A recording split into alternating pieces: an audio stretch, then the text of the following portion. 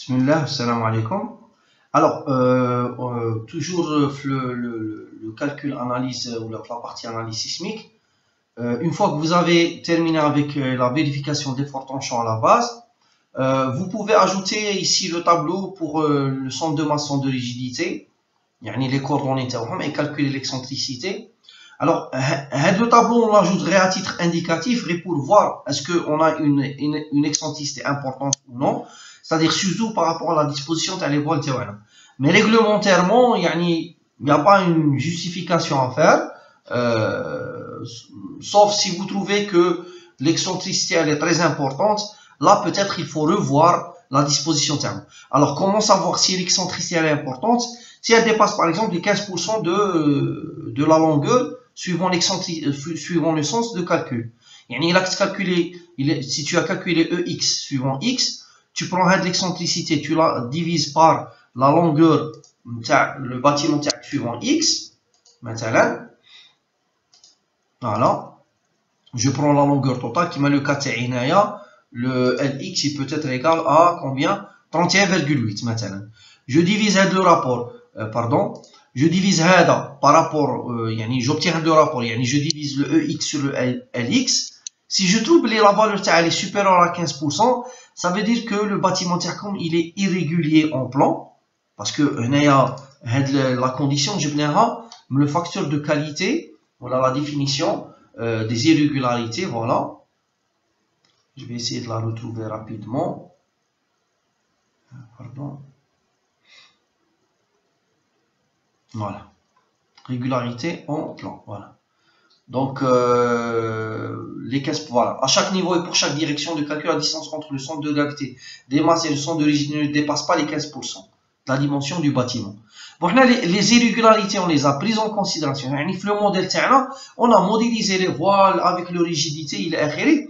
Donc, là, on a la condition de la régularité, c'est pas la peine de l'introduire. Mais quand même, elle vous donne une idée sur la disposition de les voiles. Si vous trouvez que le rapport il dépasse vraiment d'une valeur importante, et il dépasse les 0,15 ou les 15% d'une valeur importante, c'est que vraiment la disposition de les voiles, elle est vraiment, on peut dire qu'elle est mal faite. Donc il faut essayer de disposer les voiles de contreventement, les systèmes de contreventement d'une manière symétrique autant que possible. Autant que possible. Donc je reviens le tableau interne. Pour l'obtenir, comme je vous l'ai montré, display, show tables directement, modèle, building output. Et c'est la première valeur, c'est le premier tableau, c'est center mass rigidité. Donc ici vous aurez besoin de XCM, YCR, un moment, et vous avez besoin du XCR, YCR. Donc CM c'est pour centre de masse, CR c'est pour centre de rigidité.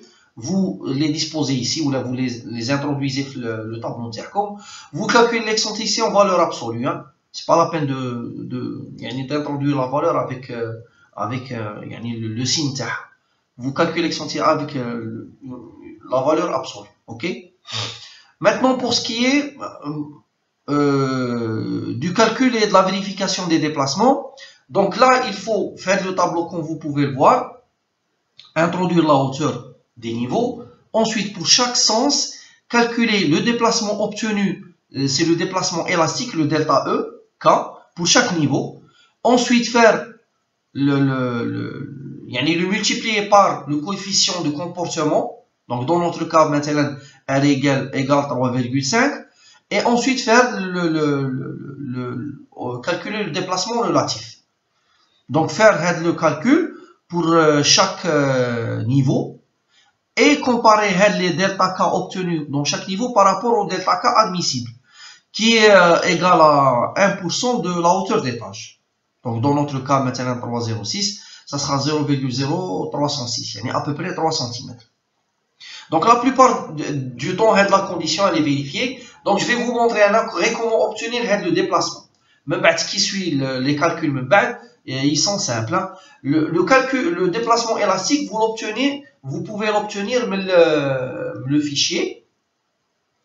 Alors qu'il y a plusieurs méthodes. Quand il choisit le point le plus qui se déplace le plus, il a pour vous simplifier les choses. Allez directement dans Display, Show Tables, ok.